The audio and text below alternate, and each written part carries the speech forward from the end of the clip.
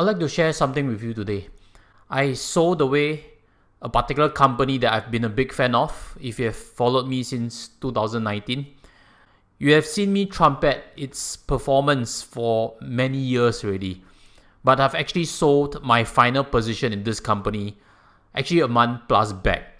I did state it in a private members channel. If you're keen, join it. That I fully sold away my Propnex position. I first started a position in it actually more than 2 years ago.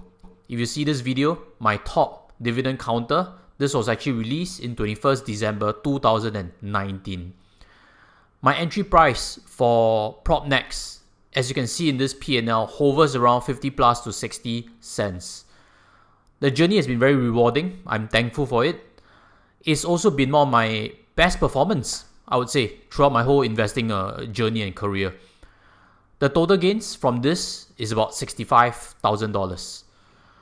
But it's how holding on to a multi-bagger really yielded that amount, because my total investment is definitely not that size.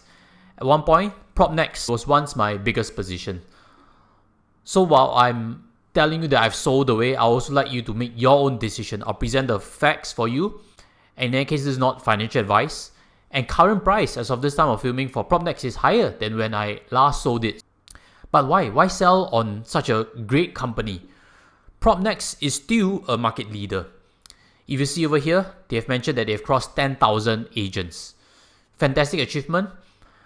They have, in my eyes, still the market lead for the foreseeable years ahead. Because all the best agents from what I can network around still work with Propnex and they still have very good innovative campaigns. But I also like to ask you this question. What is the market peak, or when is the peak of the property cycle? Is it when the agent force is dropping and depleted, or is the agent force at its maximum when many people who are looking for alternative careers join property agency?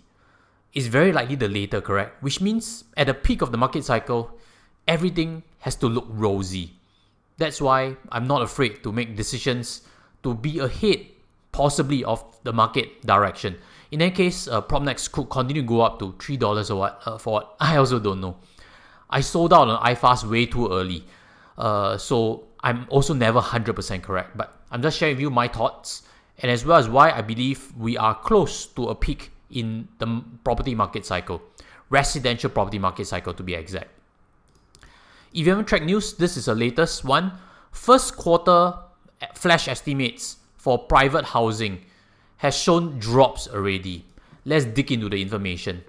You realize that first quarter this year has seen a 0.4% climb only in private residential property price. This is the slowest quarter-on-quarter price increase since 2020. But wait, the fine print matters also.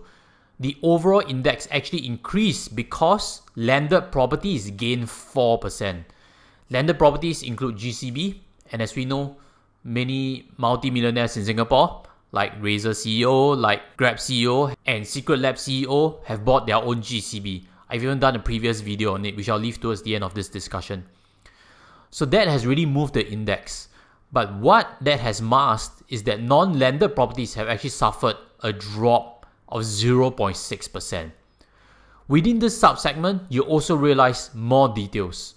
That the OCR outside central region has actually seen a gain of 1.9%. OCR, if you don't know, in Singapore we have this loop I've heard before from property agents, Bedok to Clementi to Ang Mo Kio triangle, which means anything outside of this triangle is the OCR region. So that, which includes Pasir Ris, Woodlands, these have actually seen a rise of 1.9%. What about those that's nearer the city, which is RCR and CCR? RCR actually saw a drop of 3% already in first quarter 2022. So the question is, why is there a drop in terms of property price? Is sentiment impacted or not? If you see government policy, late last year, they've actually decreased the TDSR ratio from 60 to 55%. And borrowing this from Propnex presentation, you realize that for someone buying a 2 million property, the monthly income required is now $1,021 more, which means the person needs to at least have $12,247 in terms of income. Actually, at this income level and buying a 2 million property, I think it's really asking for financial strain. If we divide that by 2, someone buying a $1 million property, they can actually qualify with just $6,123. But again, that will put that situation in a big financial strain. That has also shown in the data of the total number of units transacted. 1,600 new homes excluding ECs were transacted. 2,600 resale flats were transacted in first quarter. And this is a sharp drop from previous quarter, which was 3,018 for new homes and 4,748 for resale homes. New homes is always impacted by launch. If developers have sold away their inventory, there isn't that many new launches. But resale homes are always there. That has seen a drop and is very telling to me. I guess many people are also aware that interest rates have now increased. If you haven't seen latest charts, let me pull this up for you to see. You realize that whether you're on SORA or SIBOR, the rates have spiked tremendously ever since January 2022. The ones that are most sensitive are the blue line, 1 month SIBOR, and the red one, which is 1 month SORA. Both of these have seen a significant gain. And in my eyes, I believe this will trend up quite a bit more in the coming months ahead. And as we know, when we invest into a property agency, you need transaction volume to be strong to draw commissions so that you can reward shareholders with profits. But let's look at some forecasts by 2 research firms. The first is by SAC. They've mentioned that sales volume will see a correction. They use will see, they didn't even put may see. So that to me suggests that they are pretty certain in their forecast. If we see in terms of Phillip Securities, you realize that their forecasted 2022 earnings will drop quite considerably from 957.5 million all the way down to 762.3 million. Again, this is a forecast. It may or may not come true. It is just that on the markets, it is expected that the volume would drop and it's expected that profits for Propnex may have peaked. So as an investor, I'd like to share with you also, we need to track the business operations.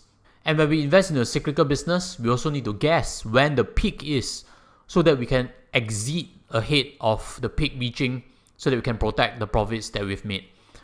I leave this investment with a heavy heart because it's rewarded me big. I may come back to Propnex in future cycles, and if I do so, I'll definitely update you. So as always, smash the subscribe so you get notified. And if you benefited from this message, smash on the like button too. With that, I'll sign off and invite you to some of my previous tutorials to hopefully help you better in your wealth planning and investment journey. With that, I'll sign off. Take care and goodbye.